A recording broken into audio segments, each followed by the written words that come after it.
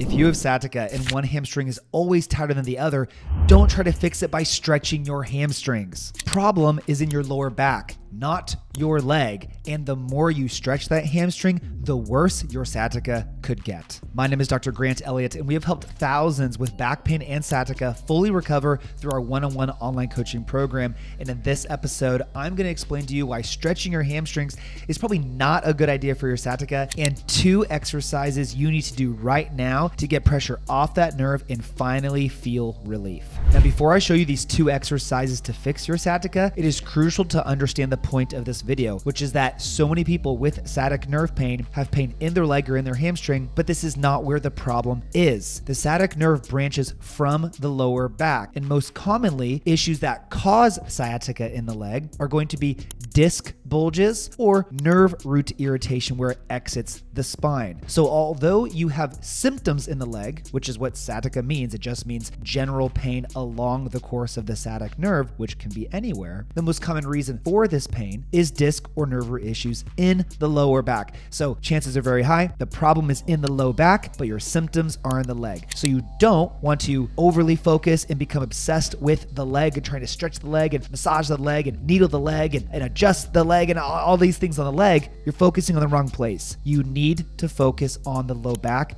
because that is where the root of the issue is. So now let's focus on the nerve specifically in the lower back. The first exercise we're going to do is a secret one that we give a lot of our clients in our program who can sometimes achieve instant relief for the right person. This exercise is going to take pressure off of the nerve, and how you're going to perform this is you're going to lay on your side, start on the floor with the side of sciatica facing up. So if the sciatica is in your left leg, lay down on your right side. You're gonna flex your hips, so bring your knees up so your knees are bent, your hips are bent. You're going to grab a pillow, you can roll up a blanket or towels as well, and you're gonna put it under your side as to arch the top of your back towards the ceiling. So if you have pain in your left side, you're arching the left side of your back towards the ceiling. The greater this arch is, the greater it opens up the holes in your spine called the intervertebral foramen, where the nerve root exits. This is where these nerves can become pinched, and the more we open up these holes and the bigger we make them, it gives the nerves a chance to breathe, calm down, and reduce their inflammation. This exercise works because by laying on the ground, you're taking gravity off of your spine is no longer being compressed, and you're opening up and holding this position to allow these areas to expand and relax. You will start to feel your sciatica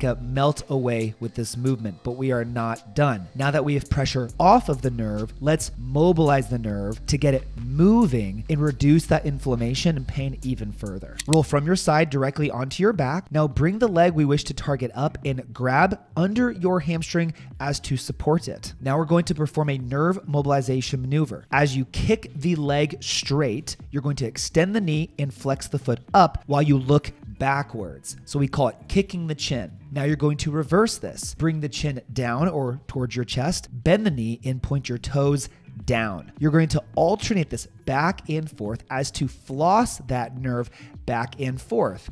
This helps free up the nerve, reduce inflammation, and mobilize it so that it is not as tight and restricted through the tissues. Now, remember that tight hamstring that you're always trying to stretch that just ends up making you feel worse? Let's go back and recheck that hamstring stretch now and see how it feels compared to before. If you notice that now, when you go to stretch that hamstring, it does not feel as tight, it is magically looser. That is because these symptoms in the leg are coming from the nerve in the lower back. And we were able to successfully reduce that hamstring tension, which is actually nerve tension, by addressing where the root issue lies. And this will prove it to you that you just loosened your hamstring without stretching it. You did not have to stretch it to feel it instantly release, instantly loosen up, send less pain down the leg, less of that uncomfortable zinger, that pulling sensation that everybody with sciatica is sick of. And now you have proof the issue is in the lower back and you're finding steps to resolve it. So you need to stop wasting your time